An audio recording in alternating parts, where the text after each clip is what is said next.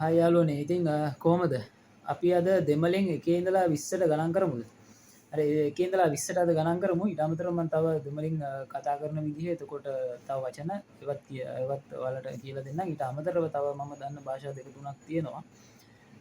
ඒ වගේනුත් කොහොමද කතා කරන්නේ ඒ වගේනුත් වචන මොනවද කියලා මම කියලා දෙන්නම්. අද මුලින්ම දෙමළෙන් ඉස්සලාම එකේ ඉඳලා 20ට ගණන් කරමු. ඊට අමතරව මම මෙතන දාන්නම් එකේ ඉඳලා කොහොමද ලියන්නේ කියලා 20ට.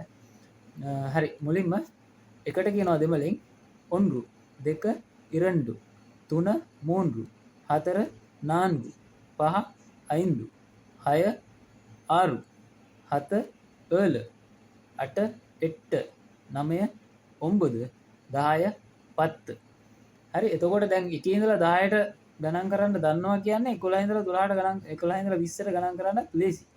පොඩි චූටි වචනයක් ඇඩ් වෙනවා එච්චරයි. එකතු වෙනවා එච්චරයි. ඒකින්ද එකේ ඉඳලා 20ට ගණන් 11 ඉඳලා 20ට ගණන් කරන්න ලේසි. හරි අපි බලමු 11 ඉඳලා 20ට කොහොමද කියලා. 11ට කියනවා 11.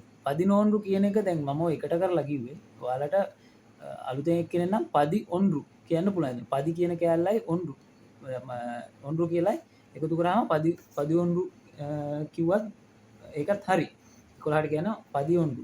එතකොට 12 12 13 13 14 14 15 15 16 16 17 17 18 18 19 19 20 20 දැන් ඔය මම සමහරක් වචන මම කිව්වේ එකට කරලා කියනකොට අර කියන භාෂාවේ වේගෙන් කියනකොට දැන් 12 ගත්තොත් 12 නේ කිව්වේ. දැන් ඔක 12 කිව්වත් වැරදි නෑ.